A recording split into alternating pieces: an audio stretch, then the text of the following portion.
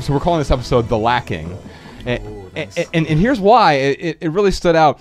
If you go to our Wikipedia page, there's a criticism and controversy section there, and I write a lot in that.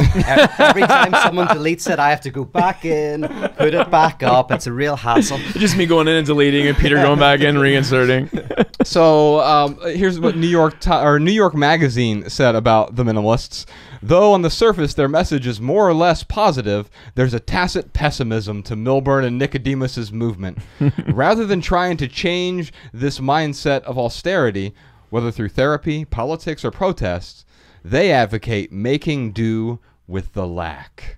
That's nice. And I'm like, yeah, how is that criticism? Yeah. Right. I also love, by the way, that your critics are like, is that the New York Times? Yeah, like New York Magazine. My critics are like my mum. You know, it's like, as my friend would say. So that's great that they actually, that's brilliant. But that's also, yeah, it's lovely. So this concept of the lack, making do with the lack, and to me that almost seems like a compliment, right? Yeah. So let's talk about the lack and why so many of us are very uncomfortable with the lack. Yes, we want to lack the lack. I mean, that's that's our desire, is to lack the lack. Yeah. First of all, I feel like I've got two responsibilities on this show. And by the way, it's so nice to be back. I'm loving this. It's good to have you back, man. Yeah, you know, we love having I've been self-isolating in my apartment, so this is lovely. Nice. First job is to give a philosophical framework for this question: lack, fear of missing out. Look at the big picture. And then connected with that is to make sure that I destroy your audience, that I make sure no one's watching this by the end, that we do so much philosophy that there's only one person left standing. All right. My job will be done when you're homeless. Right? So, because I would love to kind of take a bird's eye view of this question and then focus it in. Yeah. So the first thing about it, I would love to basically talk about freedom for a second. What is freedom? And you may know in philosophy, first year philosophy class, people will ask the question, are we free or are we determined, right? Is there any such thing as a free act, or is everything you do because of something else in the past, right? And this is sort of free will argument versus determinism, right? Yeah. So you've heard that argument, and any thoughts on that, by the way? I mean, I don't believe we possess free will. Yeah, that's the usual. I feel like I have free will, but I don't believe I have free will.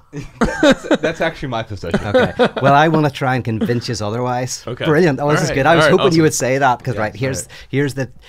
So on the surface, totally. So determinism means an effect has a previous cause. So if something's determined, it's got some cause that affected it. Freedom would be something happens without a cause.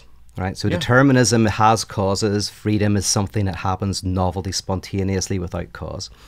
And of course, as soon as you hear this, you go, well, there's no such thing as a free act, because everything has a cause and effect. Yeah. But then, you think about it a bit and you go, well, except for the first cause. So for example, if the universe started with a big bang, the first cause can't have a cause, because then it wouldn't be the first cause, right? So so it would be whatever's behind that. So even if you have a chain of cause and effect, you still have to go, well, what about the thing that gets it all going? Because that doesn't have a cause that it's an effect of. Anyway, you get into all these interesting things, but that's not the main interesting thing. Immanuel Kant tried to answer this question, and he basically said this. He said that we're all determined, and animals are determined, and he calls this the hypothetical imperative, where we make decisions in light of our past, in light of what will maximize our pleasure and minimize our pain. We're all doing this. Your cat is doing this. A snail is doing this. Right? We're all doing that. That's great. But then Kant says, in the midst of this kind of like we're just on rails being determined, something enters into our experience that he calls the categorical imperative. And he says, this is the feeling that there's something that you should do or shouldn't do, no matter what pleasure or pain is connected with it. You see this in movies. I like Person of Interest, and we've seen it. But there's a cop in that who's captured by the baddies, Human Resources, who are a shadowy organization in the police, and they're torturing him, and they're going to kill him, and they want to know where his friends are, and he will not give them up. And they even threaten to kill his son. They're going to kill his son, and he still doesn't give them up. That's kind of the experience of the categorical imperative. Like, no matter what, he's just a line in the sand. Now, Immanuel Kant says this, pretty much. He says that this categorical imperative is not something we know what to do with. It's not something we go, okay, I'm going to answer to it. It's a feeling that derails us. It's an experience that basically makes us feel we don't know what to do. So freedom, and this is the argument, freedom is not an act. You don't do free acts. You don't have freedom. You are freedom.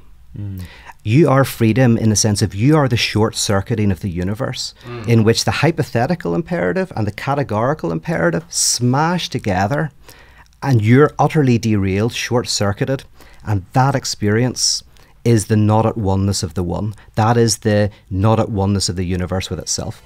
So there's no such thing as a free act, but you are the embodiment of freedom.